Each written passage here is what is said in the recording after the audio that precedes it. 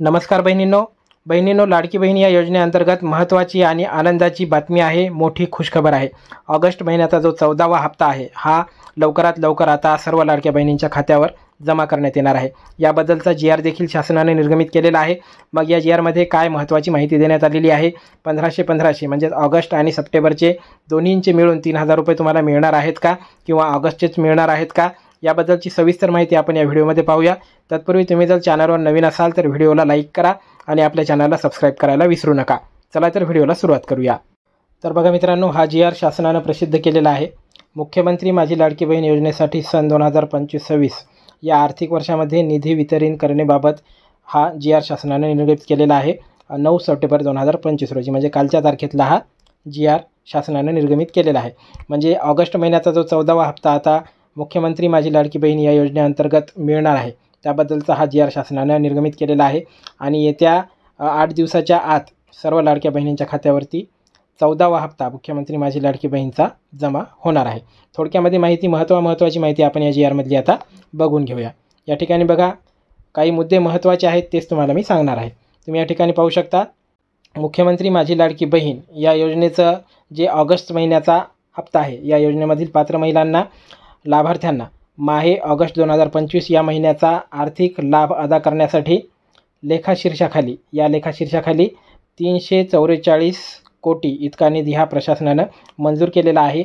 आणि महिला व बालविकास विभागाला हा निधी जो आहे तो वर्ग करण्यात आलेला आहे। आणि त्यानुसार आता येत्या काही दिवसामध्येच लाडकी बहीण या योजनेचा जो 14वा हप्ता आहे, सर्व लाडक्या बहिणींच्या खात्यावरती हा हप्ता जमा केला जाणार आहे। यामध्ये आणखी एक महत्त्वाचा मुद्दा म्हणजे या ठिकाणी बघू शकता, सामाजिक न्याय व विशेष सहाय्य विभागाच्या संजय गांधी निराधार अनुदान योजना असेल किंवा श्रावण बाळ सेवा राज्य निवृत्तीवेतन योजना असेल, यासारख्या ज्या राज्यातील पात्र लाभार्थी महिला आहेत, ज्या संजय गांधी निराधार योजनेचा देखील लाभ घेतात, श्रावण बाळ सेवा राज्य निवृत्तीवेतन योजनेचा देखील लाभ घेतात, अशा महिलांना मुख्यमंत्री माझी लाडकी बहीण या योजनेद्वारे दुसऱ्यांदा आर्थिक अनुदान मिळणार नाही। याबाबत महिला व बालविकास विभागाने दक्षता घ्यायची आहे, अशी सूचना देखील या ठिकाणी सांगण्यात आलेली आहे।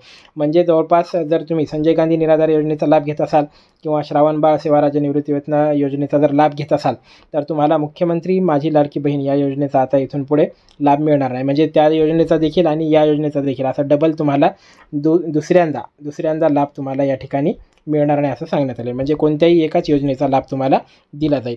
तर अशा प्रकारचा हा जो GR आहे हा शासनाने निर्गमित केलेला आहे।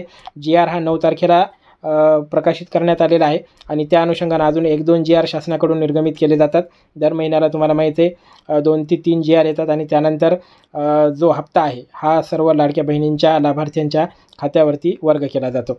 तर येत्या 7 दिवसाच्या आतमध्ये मुख्यमंत्री माझी लाडकी बहीण या योजनेअंतर्गत 14वा जो हप्ता आहे हा सर्व लाडक्या बहिणींच्या खात्यावर आता जमा केला जाणार आहे। जशी तारीख निश्चित होईल त्याप्रमाणे आपण आपल्या चॅनलवरती व्हिडिओ घेऊन येणार आहोत।